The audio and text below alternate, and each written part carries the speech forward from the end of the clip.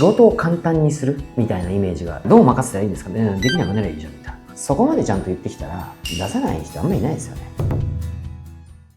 どうしても仕事を任せるのがすごい苦手なんですね。なんで今回どのような考え方を持てば仕事を任せるのが上手くなるかっていうところをお聞きできればと思います。よろしくお願いします。お願いします。逆になんで任せなきゃいけないんですか？任せた方が自分の仕事の負担量とかも減ると思うし、組織的にやるべきことができていくかなと思うんですけど。何のために任せるかっていうのが世論的にね、仕事を任せないとダメだとか、管理者がプレイヤー兼マネージャー潰れちゃうとか、ケースバイケースだと思うんですけど、そもそも自分は何で任せなきゃいけないのかっていうことを明確にした方がいいと思っていて、僕なりには2つ理由があると思うんですよ。会社だったら会社が成長するために規模拡大したいから、どんどんポスト任せていかなきゃいけない。だから任せたい。2つ目は成長、教育ですよね。部下をやっぱ教育する、育成するみたいな、成長させたいみたいなっていうことなのかなと思うんですけど、まずは1個目、なぜ仕事を任せたいのか、任せるのかってことは明確にした方がいいと思うんですよね。例えばですけど、拡大だったら今3店舗しかないのに、じゃあ来年6店舗にしたいから、だとしたら管理者3人増やさなきゃいけないんで、そのために育成しなきゃいけない。だからどんどん任せていくみたいな目標みたいなのはできるだけセットの方がいいですけどね。任せられない人の例えば特徴とかっていうと、完璧思考とか責任感が強かったりとか、そういう人はやっぱりなかなか手放せない。どうやって解決していきましょうかってなると、極論限界が来たらやらざるを得ないからしょうがないんじゃないみたいな。僕もそうだったわけですよ。プレイングマネージャーですよね、もともと。で、目的と目標を持って拡大していこうってなった時に限界が来るわけですよ。どうしようかなって考えた時に、みんなができるように管理をしていくわけです。マネジメントですよね。次に仕組み化。マネジメントってここで言う、その人がうまくこの仕事をできるように管理して、次に仕組み化っていうと、仕事を簡単にするみたいなイメージが正しいかもしれないですけど、これやるんですよ。また限界来るんですよ。さらなる仕組み化を頑張る。これはマネジメントも含めて。また限界来るんです。またさらなる仕組み化考えるんですよ。っていうのを繰り返しなんだと思うんで、極論限界来ちゃえばいいと思うんですよ。限界を迎えた方が逆にいい。だって任せざるを得ないじゃないですか。だってそもそもなぜ社員が増えるかとかっていう話になると、社長がやってた仕事ができなくなる。だから人を雇って任していく。またその人数じゃでききれないからさらに人ってやらせていくじゃないですか。そうやって組織人数減ってって階層ができちゃうんですよ。だからそもそもできないから増やすんですよ。どう任せたらいいんですかね。できなくなればいいじゃんみたいな。はい。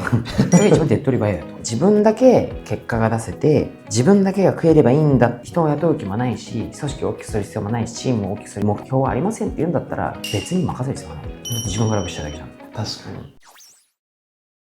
に。ちなみに自分も手一杯で人増やしたいけど会社の都合上増やせない時ってどういうふうに考えを持てばいいですか？本当に限界なんですかってと思いますけどね。僕が仮にその状態だったら選択肢2つしかなくて、本当に限界じゃなくて自分の仕事の効率化を徹底的に頑張るか、もしくはなぜ必要かをちゃんとプレゼンできてないから雇ってくれないんでしょって思うんですよ。僕だったら究極ムカついたら俺が給料払うから雇うわって言いますよ。その方が成果出せるんだよ。その代わり成果出したらちゃんと会社で給料払ってもらっていいですかと。この選択肢だと思うんで、こういう理由でこうだから人が必要ですと。この人が入ることによって僕はこういう仕事ができるんでこのぐらいの成果が出せますと。で社長はそれでもやっぱり人件費的にきついって言うんだったらいいです。自腹で雇いますと。でも成果出したらちゃんとその分還元してもらっていいですかと。僕も赤字になっちゃうんだよと言ったら、そこまでちゃんと言ってきたら出さない人あんまりいないですよね。そういうパターンだったら僕はこの2つの選択肢しかないので。じゃあもし限界を迎えたら上司に相談してプレゼンしてみるぐらいの気持ちというか、一回自分を見直してみるっていうところも大事。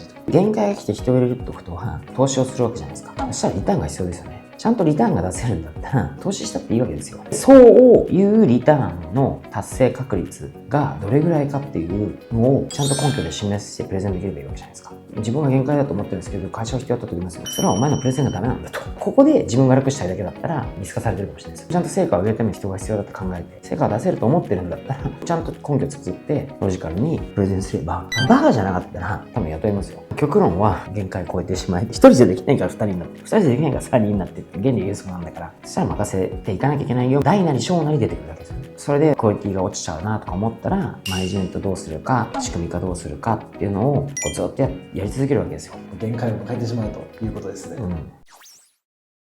門司社長が社員さんを見る中で、こいつもっと仕事任せたらいいのになみたいなことってあったりしますか？一つ基準としては、自分がやるべき仕事なのか、自分以外でいい仕事なのかっていうのをマトリックス的に考えるんですよね。上司もできる、部下もできる仕事で、上司がやった方がクオリティが10、部下がやったらクオリティ5。この5の差を状況によってどう考えればいいのかですよ。上司がもう手一杯だったら任せなきゃいけないから、クオリティ5だろうと任せて、このクオリティを6、7、8に上げる方を考える。でも今、上司結構時間あって、で重要な顧客のやつで、これ失敗できない。そしたら上司がやればいいじゃないですか。定量的に考えたら別にそんな難しい話じゃないと思うんですよ。さっきの話も一緒で、缶のクオリティやらしたら5なんだけど、俺やったら10だと思うんだけど、この5の差があったとしても、自分が他に絶対これをやった方が、この5の差なんかよりも絶対インパクトがさせるって仕事があるんだったら、そっちよりいいじゃん。クオリティ5で出した時に、リスクが発生する可能性と、リスクが発生した時に被る損害とかがちっちゃいんだったら、任しちゃえと。最悪失敗しても、それも経験になるし、別に大したリスクしなきゃいけいけと。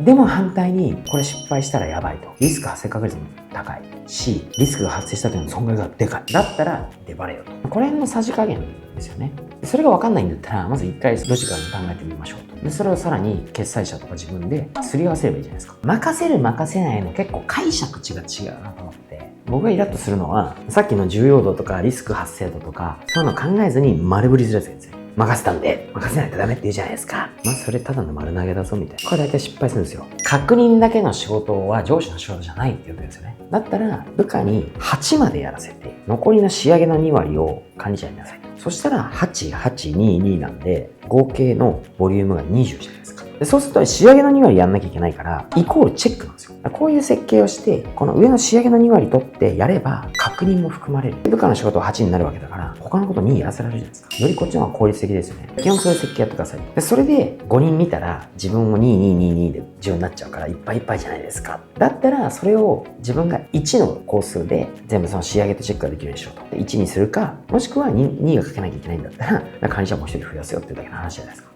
そういう風にやっていかないと、やっぱ仕上げみたいな話とチェックみたいな話は結構イコールでできるんで、そういう風にやっぱやった方がいいなと僕は思いますけどね。確認だけする管理者だったら別にいらねえって言うんですよ。で、あとは二重チェックが嫌いなんですよ。だからこんなの本当 AI とかでいいじゃんって思って。だって勝手にチェックする人いるんですよ。僕なんかのやっぱ重要な書類であればあるほどちゃんとチェックしますね。必ずこういう人いるんですよ、どっかに。そうすると自動的に二重チェックのつもりが30チェックのせいするんですよね。何が間違っちゃいけないのかっていうのだけ仕上げみたいな話でやればいいんですよ。そしたら8までやっといてっつったら、そんなに過度なチェックしないです、多分。で、90やるからっつって。で、ここで実は仕上げとチェックしてるわけですよ。1回でいいじゃないですか。で、勝手に僕みたいな人が上司だったら一応要点だけチェックしてるんですよ。で、90の工程も分かってるから、90かもしくは10のところだけこっちチェックしたら、主要なリスクがあるところが分かるってなったら、8までやってもらって、90やって、僕が10のやった部分だけを見とけば、リスクにはならない。できたら、勝手にこうやってチェックする人がいるんで。いなくても仕上げやってるんだ間違いが出る確率は結構減るんですよ、ここで。あえて20チェックを作ろうとすると30、40にも実はなってるみたいなオチもあって、超無駄って思うんですよ。20チェックしないためにどうやるかとかっていうのも結構僕は重要視してるんですけどね。確かにそれはすごい大事ですね。